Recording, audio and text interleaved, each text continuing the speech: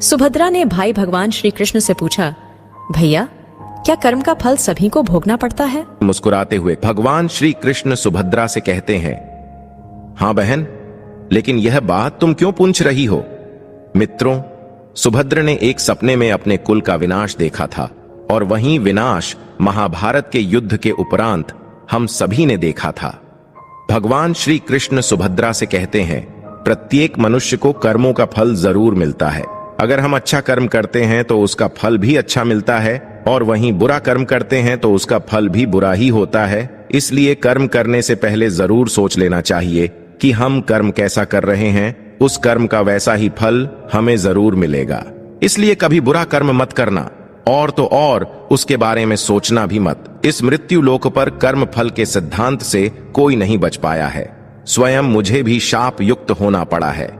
श्री कृष्ण कहते हैं, हे सुभद्रा, मैं तुम्हें इसी विषय में एक कथा सुनाता हूं, तुम इसे ध्यान से पूरा सुनना। तब श्री कृष्ण कथा आरंभ करते हैं और कहते हैं, हे सुभद्रा, गौतमपुर नाम का एक राज्य था। वहां के राजा का नाम महेंद्र था। उनके यहां बहुत पूजा पाठ और मन्नतें मांगते हुए एक पुत्र का जन्म हुआ। वह राजा बड़ा ही धर्मात्मा, न्यायकारी, प्रजा प्रेमी और ईश्वर का भक्त था। उसने महादेव का एक मंदिर बनवाया और एक ब्राह्मण को उसका पुजारी नियुक्त किया। वह ब्राह्मण भी बड़ा ही सदाचारी, धर्मात्मा और संतोषी था। वह राजा से कभी कोई याचना नहीं करता था। राजा भी उसके स्वभाव पर बहुत ही प्रसन्न थे। उसे राजा के मंदिर में पूजा करते हुए 20 वर्ष गुजर गए, लेकिन उसने कभी भी राजा से किसी भी प्रकार का कोई प्रश्न नहीं किया था। फिर कुछ साल गुजर जाने के बाद राजा ने अपने बेटे को शिक्षा दिलाकर विद्वान बनाया और बड़ा होने पर उसका विवाह एक सुंदर राजकन्या के साथ करा दिया। विवाह करके जिस दिन वह राजकन्या अपने राजमहल में आई, उस रात्रि में राजकुमारी को नींद नहीं आ रही थी, तो वह इधर उधर घूमने लगी। जब वह अपने पति के पलंग के पास आई तो क्या देखती है, हीरे जवाहरात से जड़ीत मुकुट वाली एक तलवार रखी हुई थी।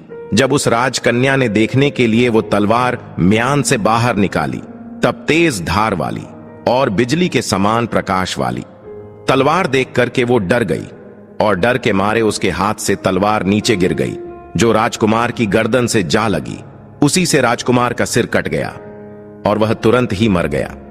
मित्रों, श्री कृष्ण कहते हैं, हे सुभद्रा, राजकन्या अपने पति के मरने का दुख करने लगी, शोक करने लगी। उसने परमेश्वर से प्रार्थना की, हे प्रभु, मुझसे अचानक ही यह पाप कैसे हो गया? पति की मृत्यु मेरे ही हाथों गई।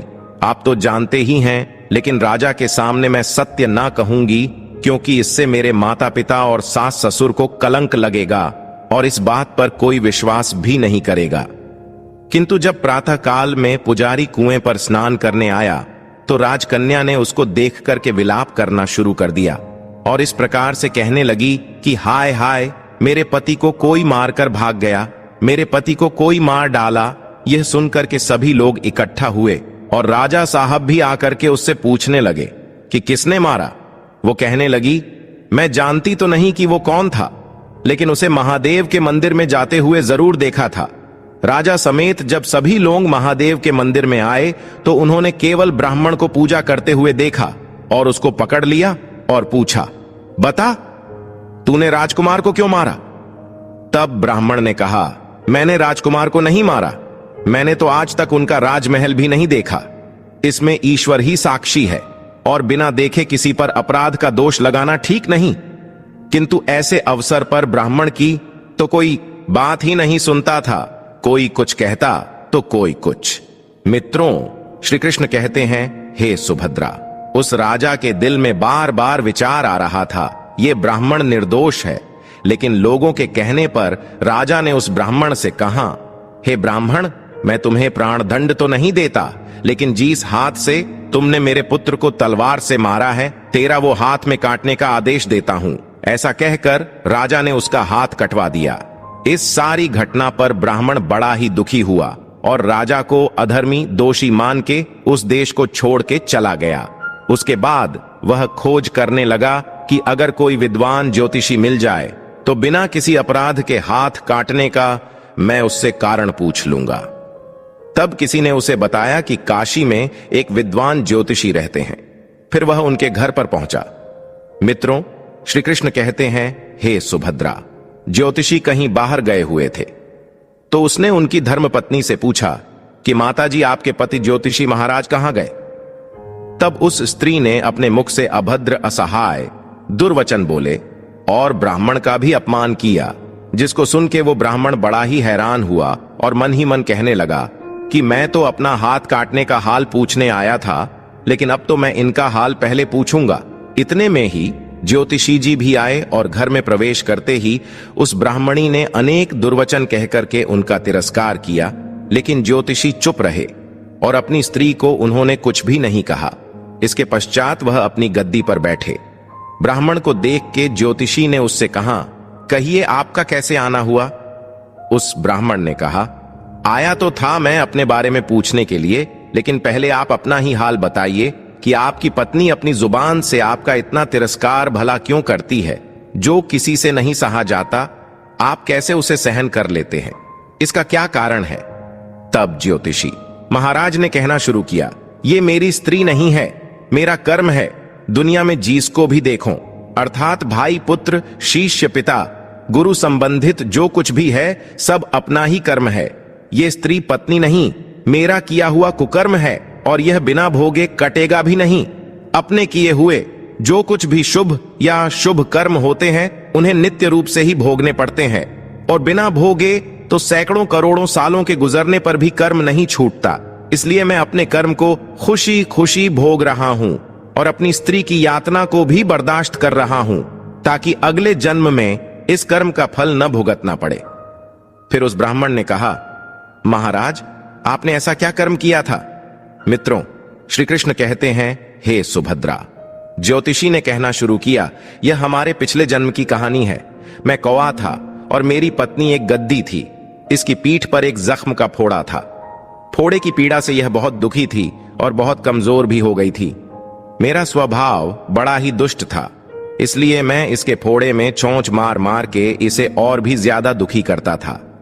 जब दर्द के कारण यह तड़पती तो ये देखकर मैं बहुत खुश होता था।